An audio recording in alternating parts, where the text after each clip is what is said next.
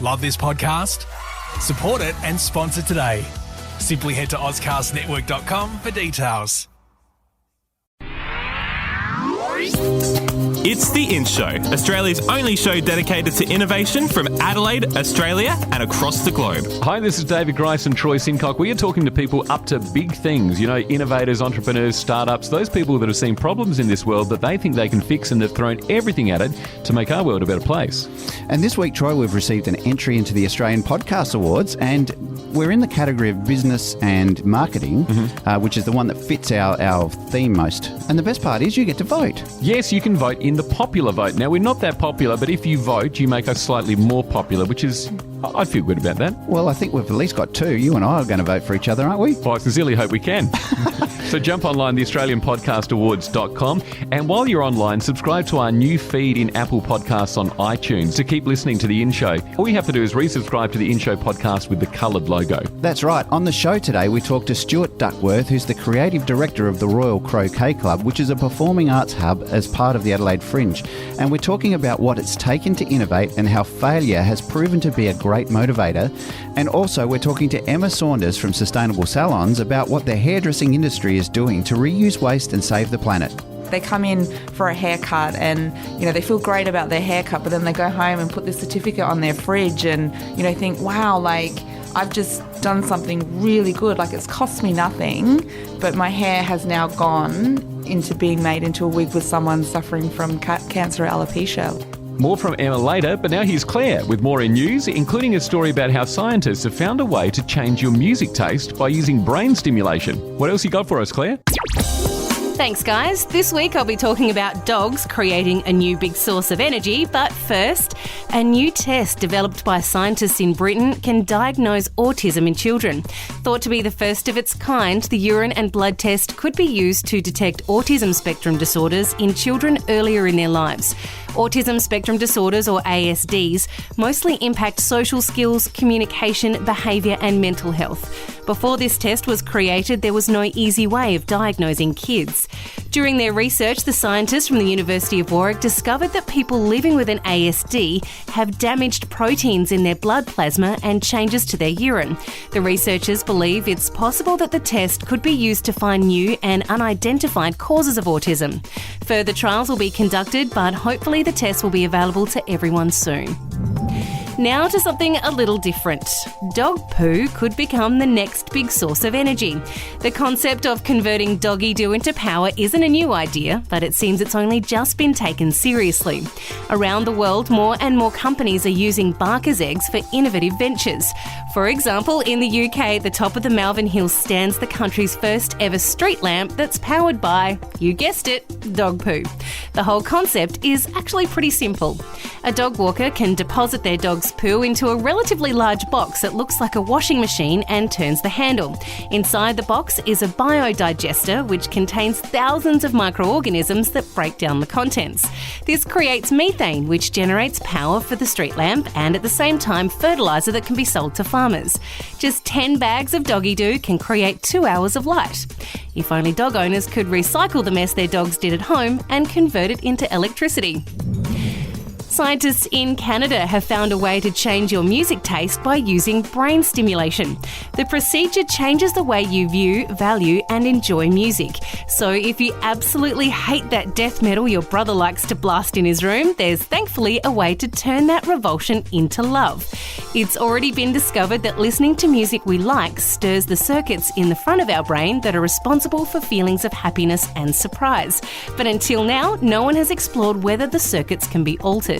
The scientists from the Montreal Neurological Institute and Hospital of McGill University have devised a simple process that involves magnetic stimulation that activates and deactivates the front areas of your brain. The results show that when the circuits were deactivated, all of the participants disliked a song that they enjoyed before the experiment. This research is incredibly important because people with depression, obesity and addictions have poorly functioning circuits in the front areas of their brain. This procedure has the potential to change so many lives. And that's what's in news this week. Thanks, Claire. Well, what about that, David? That would be an incredible innovation if we could actually determine what people like in music and I suppose effectively just change the happiness and well-being of people overall. Absolutely. I mean, doesn't it go to show the power that music has and the ability music has to change people's lives? I mean, it's not just about keeping people engaged in some kind of activity, whether it be dancing or singing or something like that. It's actually using music to help people have a better way of life in so many different ways. I'm glad that scientists now are actually finding these things, and finding that music is so powerful in this way. Isn't it incredible how much we're really getting to know the brain? It seemed that like years ago, this kind of, we know a lot about everything else, but that brain thing is a bit complex for us, like it's going to take a long, long time. There feels like there's this real momentum in that space at the moment. It really is. And look, I saw something just recently actually which blew my mind, which was a gentleman, elderly gentleman with Parkinson's disease. He couldn't walk, so they show him walking into the room with a nurse holding him up while he's walking in. They put on ballroom dancing music because that's what he used to enjoy when he was younger. And all of a sudden, this guy is dancing around the room as if he was completely free of Parkinson's altogether. So just incredible. And I wonder whether or not that is the same part of the brain that's operating in that way. Yeah, it's really exciting times. What an incredible innovation. David Grice and Troy Sincock, we're talking innovation on The In Show. You can check us out at theinshow.online, Facebook, and follow The In Show on Twitter. Coming up, we find out how failure taught the Royal Croquet Club creative director the power of people. Download the Phoner app before you head to your next event. Find people easier, market yourself better, and get connected using Phoner. That's spelled PFONR. Phoner. Available in the App Store now. Hi, I'm Susie Sosa from Verb, and you're with Troy and David on The In Show. It's David Grice and Troy Sincock. If you've missed an episode, make sure you subscribe to The In Show podcast on iTunes, and be sure to resubscribe to our new feed. That's The In Show with the coloured logo. The Adelaide Fringe is now in full swing, the second biggest open access arts festival on the planet. Stuart Duckworth is creative director of Royal Croquet Club, an initiative that has travelled around the country and even ventured overseas to China. So how would you describe RCC, Stuart? Isn't it an activation, a festival within a festival? What do you call it? It's a tongue twister to say, and so that's why we call it RCC. I call it a performing arts hub. So activation is a bit of a bastardised term, I think, now. And so activation is everything from a pop-up stall on the street all the way through to a 10,000-person festival. But I think it's a festival hub. So what that means is we're not a festival within our own right. We're part of a broader festival being Adelaide Fringe. But we're a hub in the sense that we're a hub being a precinct, an area, a component thereof where multiple things happen: performing arts, food, entertainment, music, all the different components. Mm-hmm. So tell us what the vision, how did it all start? It started very organically, to be honest. There wasn't a grand plan. There wasn't. I'd like to say it was a drawing on the back of a napkin, but it wasn't even that. Royal Croquet Club started on the banks of the River Torrens. Wanted to activate the Riverbank precinct to celebrate the launch of the new footbridge when Australia was playing England in the Ashes. It's always a massive event for Adelaide. Adelaide Oval was significant for that time, and we wanted to do a British-themed activation to celebrate that launch. And so the idea landed on a British-themed activation. We didn't want to do cricket per se. That was a bit too obvious, and so croquet seemed like a logical choice. And that was so well received that the Adelaide City Council at the time actually invited us to activate Victoria Square for the upcoming Adelaide Fringe, which was 2014. And so it's actually just grown from there to being what we know now is a performing arts hub. And so I won't proclaim that back then I knew really the ins and outs of the Adelaide Fringe. I admired the Adelaide Fringe. I've always had a keen admiration for the performing arts, but I certainly wasn't a professional expert in the field. And so essentially we fell into the idea of activating for the Adelaide Fringe, but I'm always the sort of person that says if something's interesting and exciting, then why not give it a go?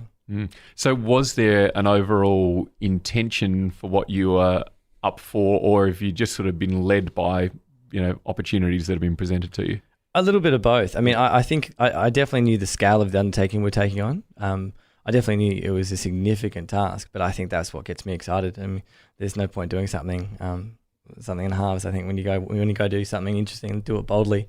But I certainly didn't know what we're up for at the time. I mean, it's been a big 4 years, and it's been a roller coaster of a ride. And so, would have I approached things differently if I knew the landscape we were going to transgress over the next 4 years? Definitely, for sure.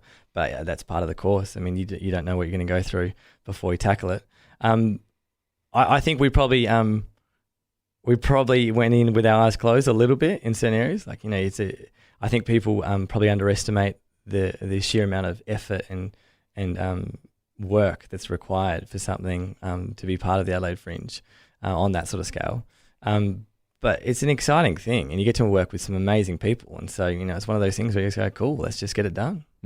So what didn't you know before you stepped into this world? I didn't know the ins and outs of how to navigate approval processes, which is a really interesting one. It may sound kind of dumb and kind of naive, but the sheer scale of the attention to detail you need to get to navigate approval processes to do something on a temporary basis of significant scale is massive.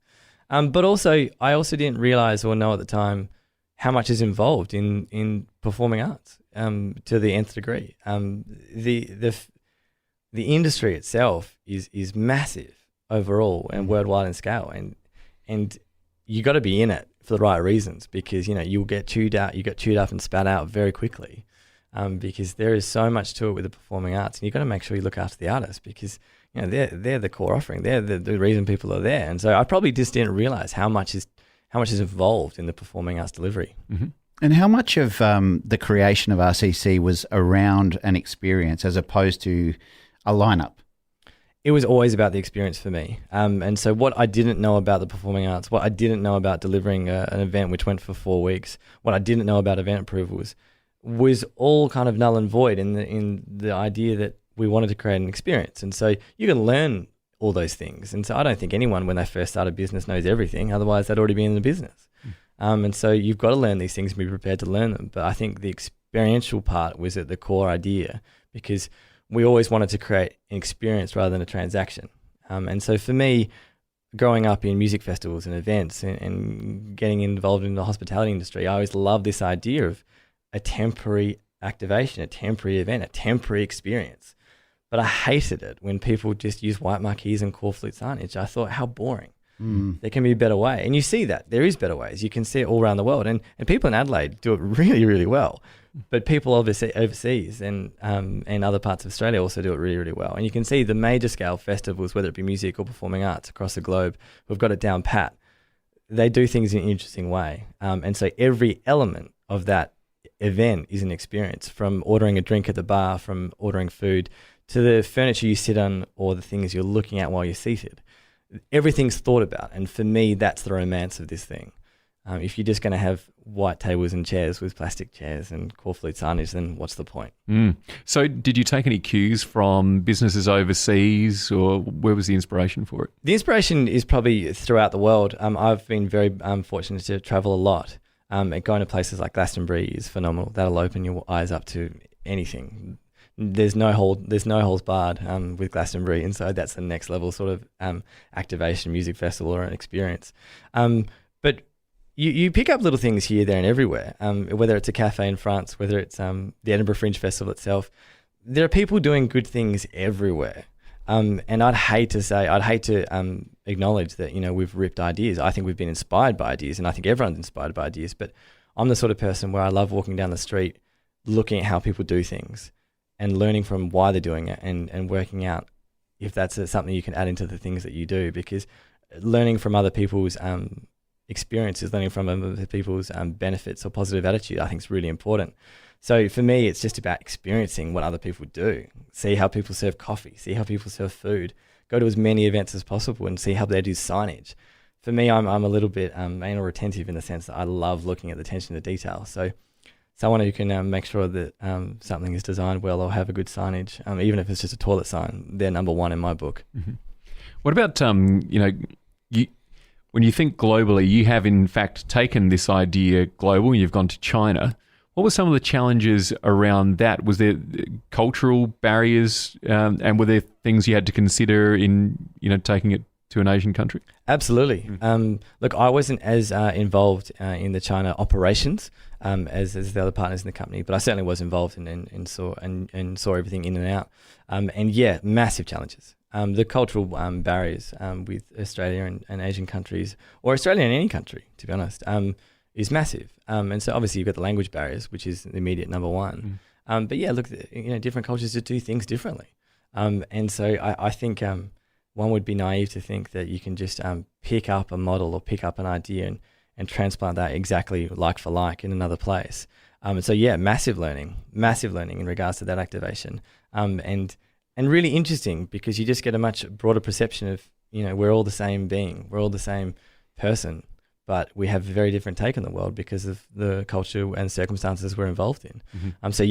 Massive challenge. And taking that experience and also looking at what we did and have been working on in Edinburgh for the last couple of years gives another experience, because even though Australia and obviously Scotland have, both speak English, there's still different cultural barriers there. So transplanting anything outside of your hometown, I think, is a massive undertaking, which certainly shouldn't be underestimated.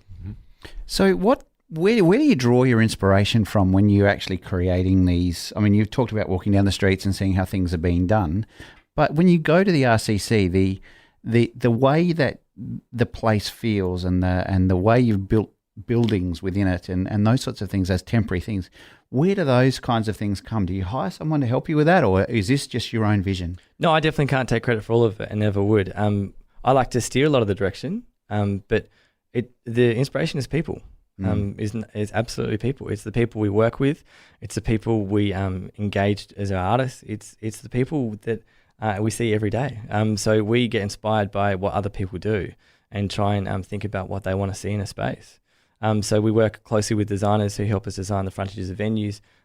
We work with other people to try and work out what the best orientation of a space may be. It's the simple basics of trying to design a cafe and working out where tables and chairs go. The same principles apply for a festival which is 20,000 square meters. It's just bigger and more in depth. So you want to really think about the clientele, the person who's coming to your event, and think about, well, what do they want to see? And if you can draw that back to some underlying tones of conceptual themes, it just gives it a bit more of a unique experience in the sense that you can give them an experience they wouldn't normally get down the road. So for me, it's not one core inspiration, but I love working with people and I love throwing out an idea and them saying, well, no, that's shit, but what about this? Because that's kind of where you get to a really good spot. I don't think anyone has the best ideas or the perfect ideas. And so working with others, rounding off an idea, seeing if you can add to their ideas or change something as part of it, that's kind of where you get to a good realm. As an outsider looking in, you associated with something like RCC. You see the people like yourself, the creatives behind it who get to tell the story. You visit it and you see the workers on site, people playing their part. But is there a key role that we don't get to see that is essential to the success of something like RCC? I think there's lots. There's heaps of roles which you wouldn't see from a public perspective. But I guess if there's a core role, it's that of the family atmosphere. An event like Croquet Club, an event of that scale, which we're not the only ones doing it. There's people doing it for the Adelaide Fringe and throughout the world. I don't think any of them would be possible at all unless you had a very close-knit family.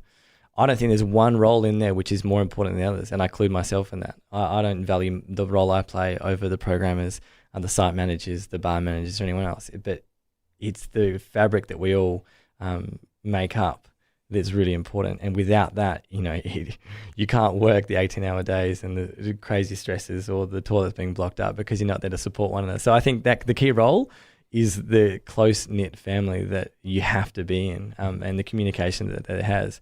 I think it's very easy to probably look at some figureheads behind an event like RCC and think that that's all there is, or that's the people who take credit. There are hundreds of people involved in the day-to-day operations of the event that we do, and they're there for a reason.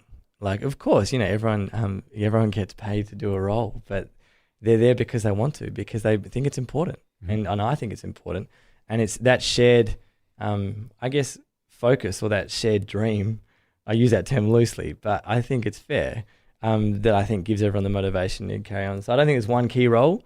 It's the key role of the family itself. Mm-hmm. And what do you think the future of these types of events are? I mean, how do you continually, every year on year, continue to evolve and change and innovate in what you're doing? It's hard, and I think the answer to that is you've got to put yourself in the mind of the consumer. The only way to stay current and innovate is to think about what people want next. And so I think the idea is obviously follow trends, but you've got to predict the trend. Those trends can be loose, and with something which involves so many different elements like RCC, so food, entertainment, you've got to think about all these different elements. So, I'm not saying that we follow necessarily food trends or alcohol trends, but you've got to think about what's next. If you keep rolling out the same shows, the same look and feel, the same signage, the same entry point, the same way people experience it, they'll get bored. People are creatures of habit and they get bored. So you got to think about what's next. And for me, you always come back to the experience. What else can you do with that space which you didn't do before? Mm-hmm. And for me, it's one of those interesting ones where an experience can be shit, but still interesting. Yeah. And the feedback you get from a poor delivered experience can sometimes be more valuable than something which you nail, because sometimes if you nail an experience, you actually don't get feedback. And sometimes it's about taking a punt on something which you probably know won't work that well, but may lead to something brilliant, which is a really good idea. And so an example of that is the Neon Forest concept we developed and launched last year. It was a last minute thing that we put together, and it was this idea that people like to kick on after a Fringe performance, and they love music, but how can we involve the performing artists who take a risk to come to Adelaide for the Fringe, engage them with what we do, and give the millennials who are there another experience to really start to understand what the Fringe is all about. And that was a punt. That was an absolute punt that we took, and we didn't know how well it would be received. And we had these amazing experiences to people who were engaging with performers like I never would have believed. People who were opening up their utmost private stories and experiences on one-on-one conversations because of the context in which it was involved, all in what one would call on face value a party atmosphere. So for me, it's really just honing in on who's coming and what could be interesting for them to do. Given that there's a lot of experimentation, and you're having to sort of predict the future and knowing if some things don't work out, how do you actually deal with failure? I think you just got to suck it up. Failure is part of it, and if you don't fall, you never know what it's like to fall. And falling's a really good thing, because you know how good the success can be. If you never fall over, I think you get this false sense of security, this false sense of confidence. And that can obviously lead to arrogance. And I think there's definitely been parts in my life where I probably considered myself better than I probably am. And so for me, coming up against challenges and falling means you learn and you've got to refocus. And if people think you don't need to refocus from time to time, I think they're crazy. Because if you think something's perfect, that can always be better. And so for me, it's a really good way of checking yourself. And I probably 2 years ago wouldn't have said that. 2 years ago, I probably would have said, falling's fine and you can do it from time to time, but as long as you do the right things, you won't do it. I think that's naive. I think anyone can fall. You don't know what's around the corner. So being prepared to pick yourself up is number one. And I think not being afraid of negative press, I think, is a really valuable learning, because that can slap you in the face really hard. But you've just got to focus in on, if you fall, surrounding yourself with those who matter most to make sure that you've got support to continue. And I think that's a really good element to consider, because if you surround yourself with people who matter, then they support you, and you realize that sometimes those who don't support you, you don't need around. And I think without falling, you can sometimes surround yourself with the people who don't really matter. We certainly have seen that on the in-show a lot. I think it's been quite a regular theme, is what it really takes for a startup or an entrepreneur. We often just see the end result and don't see the pathway to getting there. So you sort of see the finished product and the success associated with that and don't see the failures along the way. So there's the assumption that someone just came up with a good idea and just made it happen. But, the pilot programs that have, not worked out, all these other things that, have probably really impacted on people personally, we don't really get to see. And what we're seeing in this community of innovators is how supportive you guys are of each other. Have you found that too with like the network outside of Royal Croquet Club? Absolutely. I've been so humbled and so chuffed, I think is a good word to use, from the amount of strangers who have reached out and said, it's okay to fall, it's okay to fail. All of us have. And people only take you seriously when you fail. The amount of successful South Australian businessmen and women who have spoken to me, called me, reached out to me over the last 12 months to say, well done on what you've done, bad luck on where you've gone, but now people will take you seriously, is incredible. Because I never would have ever thought of that sentiment until I had a significant failure. The sentiment of now people will take you seriously is a really interesting one, because it's true. People actually take you seriously once they know that you know what you're talking about. I think you need to fail in order to actually consider what it is you're doing. Do you have like a mentor or anybody that you are just continually bouncing off all the time? I didn't until about 9 months ago, and I do now, and it's been a life-changing experience.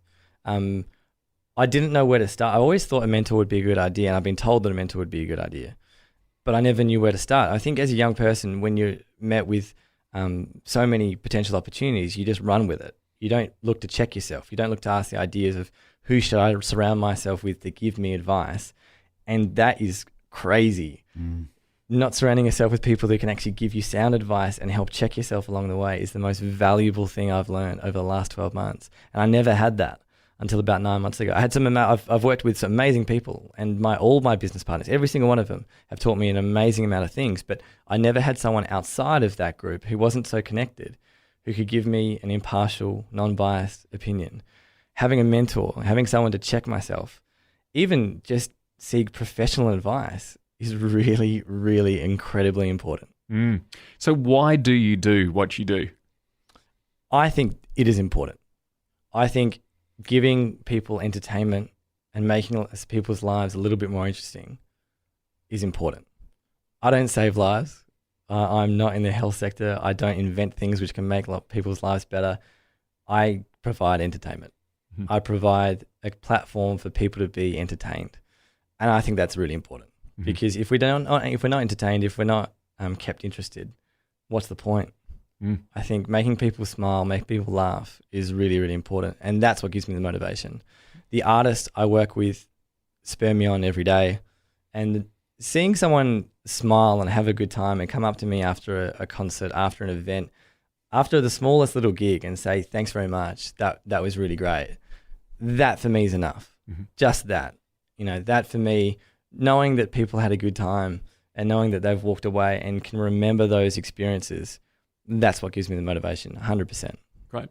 Before you go, when we ask this question of people that join us on the In Show, what's in for you right now? Is there something that you see on the horizon that you're not quite part of yet that you'd like to be part of or you'd like to bring into the experience anyway? Yeah, I do actually. It's going to sound a bit cliche, but I'll explain. It's sustainability. And I don't mean that in the obvious sense necessarily. I mean sustainability across everything we do in life. Over the last 5 years specifically, but even 10 years that I've worked in hospitality, I've seen people care a lot more. People care heaps more about what they consume and what they do. From the food that they eat to the recycling procedures they go through, they actually care. And the new demographic that's coming through and affecting or shaping our hospitality scene is caring a lot as well. And so what I'm seeing trends that actually now are influencing activations which I didn't think they once would. For example, music festivals are changing. Music festivals have a conscience now, whereas music festivals 10 years ago used to be a ginormous behemoth which didn't matter what happened. So long as there was people there and selling tickets and buying booths, that's fine. But now they care. And so for me, it's this really great notion that the consumer cares, so therefore the operator needs to care. And so it's this idea of events, hospitality, activations need to be sustainable, from the idea that they've got to reinvent themselves year on year, but also have an offering which cares, so people engage with and give back to the community. So I think this idea of sustainability cutting through everything we do, I think is really important and a really exciting trend, because it actually means people have to make an effort. Well, it's been great to chat to you, Royal Croquet Club Creative Director Stuart Duckworth. Thanks for joining us on the In Show. Thank you. The Royal Croquet Club is open until March 18. It's David Grice and Troy Sincock on the In Show. Next, we talk to Emma Saunders from Sustainable Salons about how the hairdressing industry is innovating to not only have us looking and feeling good, but doing its bit for the future of the planet as well.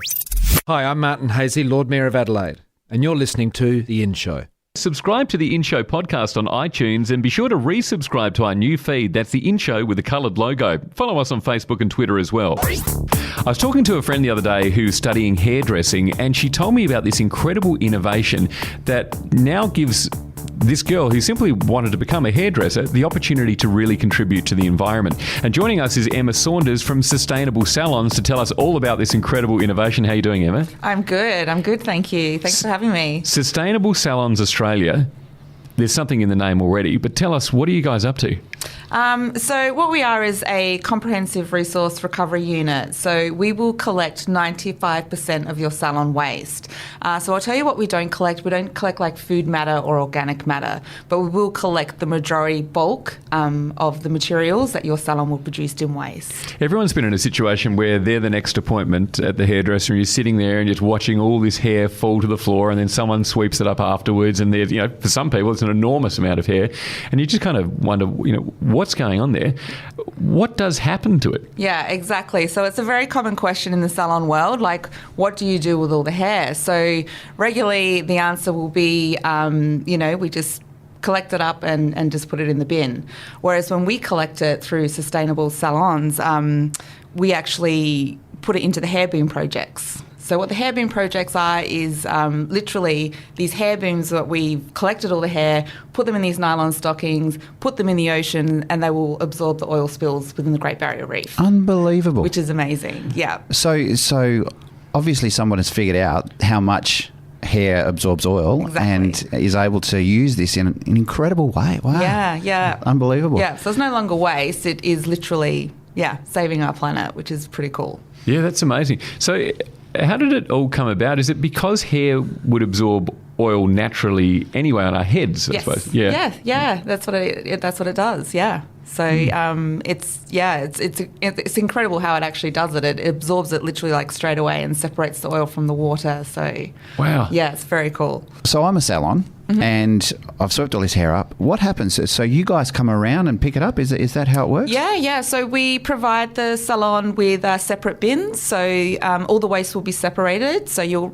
receive a hair bin, a metal bin, a plastic bin, and a paper bin. So with the salon separating the waste for us, it allows us to collect it and divert it to where it needs to go. So everything's provided to the salon to make it easier. We also have a driver that comes and collects the waste for the salon as well. So the hardest part of the program for them is just separating it. And you find a lot of the salons actually enjoy that part. It allows them to see, the different types of materials and, how much waste the salon is actually producing on a daily basis. And I think it makes them feel really good to be able to see the amount of waste that we collect that does get diverted from going to landfill. So it's not just the hair, is it? It's other things as well. What else are you collecting for the salons? So as I said, the metals, which is a huge part of the salon environment. So they'll consist of like your foils, your tint tubes, anything that's metal. It is the only infinitely recyclable material on the planet. So it is something that we really do want to deter from going to landfill. So once we do collect it, we sell it. We are a non-profit organisation, though, in terms of what we collect for your waste. So all the profits that we make from your waste, which is like your metals and your paper, is then donated to a foundation called Oz Harvest. And what do Oz Harvest do? So Oz Harvest are a food collection service. So they will drive around to various supermarkets, restaurants, farmers markets, anywhere there's like a lot of mass food production. They will collect the food and then distribute it to various communities. So within our program, since it started, we've fed over 46,000 homeless people through our donations with just waste. Fantastic. Yeah, which is amazing. Exactly, yeah. So not only are there the implications for recycling, you're feeding people, there's the opportunity to, assist with, significant disasters as well. It's got all these implications. Yeah, absolutely. And this initiative only started a couple of years ago, right? Yeah, about 2 years ago. The founders are Paul and Evelina, who are just the most amazing people I've ever met. They truly are problem solvers. The fusion of those two coming together was very unique. Paul was a hairdresser. Evelina was in sustainable fashion.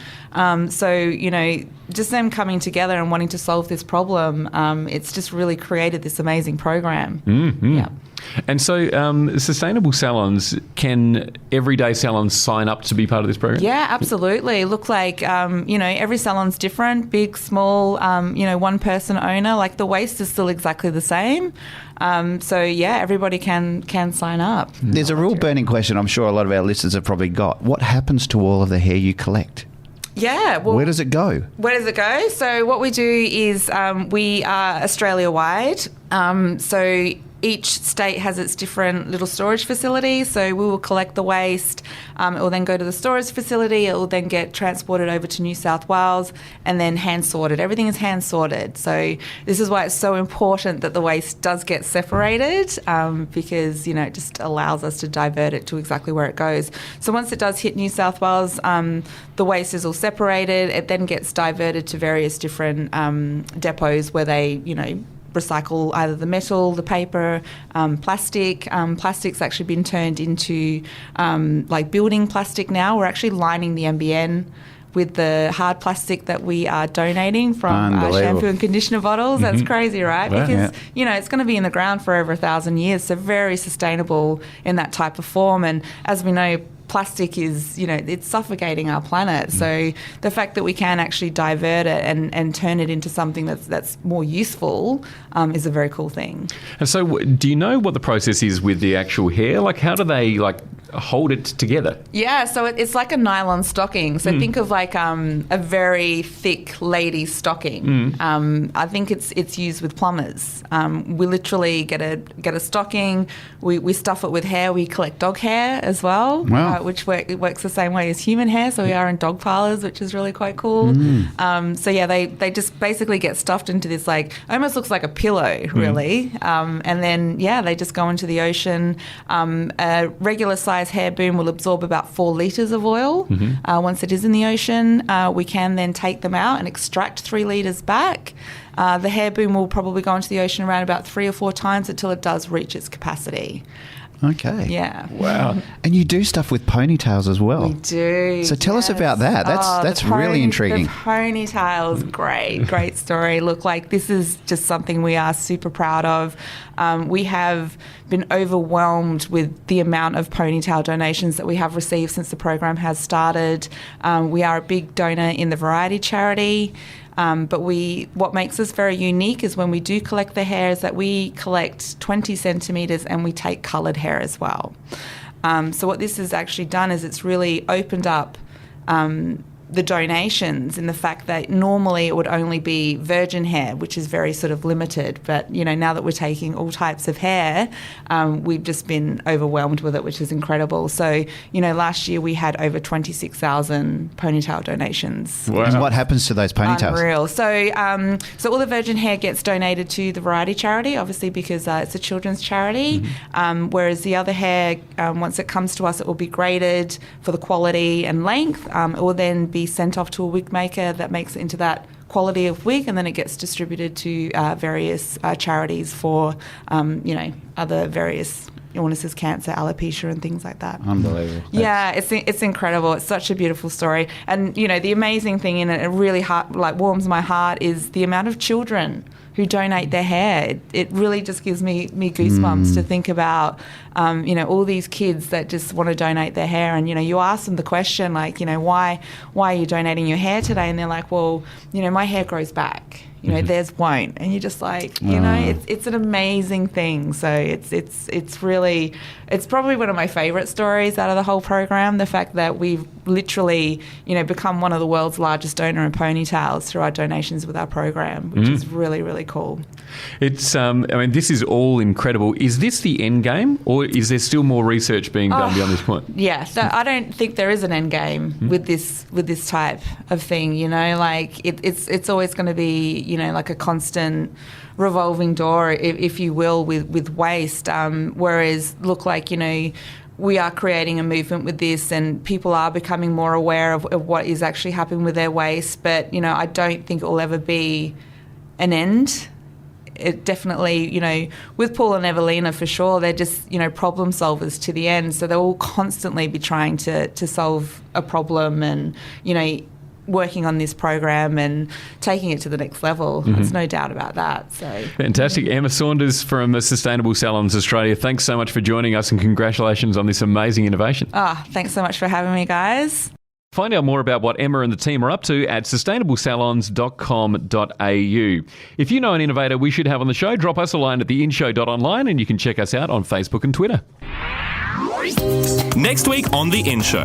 We're chatting to Chester Osborne from Darrenberg Wines. Now, inspired by a Rubik's Cube, he's created an innovation that's revolutionised the Australian wine industry, Troy. This thing is absolutely incredible, as will be the Adelaide Podcast Festival. We are going to be in front of a live audience Tuesday and Wednesday upstairs at the Elephant Hotel. So if you're in Adelaide, South Australia, come and check us out. We get to meet you in the flesh, tell us what you like and don't like about the show, and meet a whole lot of other podcasters as well, doing all sorts of weird and wonderful things. Indeed. And look, I'm a little bit scared about this, I've got to say, Troy. It's all very well and good to sit in a studio and do it behind a microphone, but in front of a live audience, we can't edit anything. Exactly, which is why we've got Leanne Isaacson, Australia's most connected LinkedIn woman, with us, because she's going to take some of the heat off us, hopefully. Absolutely. We can't wait to have her in. And Claire will be in next week with more innovations from all around the world. Don't forget, you can resubscribe to The In Show on iTunes. It's the new feed with the coloured logo. Listen to the podcast and you can rate us 5 stars if you like. So we're going to finish the show today, Troy, with another inspirational man, John Carroll from Sphero. Remember, he came in, he talked about his new R2-D2 robot now, and that's just gone gangbusters around the world. He left us with a few nuggets of gold, and one of those was when he talked about taking time out for yourself to maintain a healthy work-life balance. So it's super important to make time for yourself, and I always tell my team, and I've had some fairly unhealthy work-life balance issues in the past where I was working way too much, didn't have much of a personal life, relationships struggled because of it. But, kind of going through that, I've learned that, making time for myself, taking time off on the weekends is way more important than getting more products out faster or getting things out on time. And when people want to, need to go spend time with their families, it's never like, go be at your kid's birthday, go be at their soccer game. Don't be here. This is not as important as your family is. The In Show. Subscribe to The In Show podcast on iTunes. Presented by David Grice and Troy Sincock. News by Shannon Corvo and Claire Murphy. Music by Zach Grice. Produced by Jason Walker. A Dave and the Beanstalk production. Love this podcast? Support it and sponsor today. Simply head to AuscastNetwork.com for details.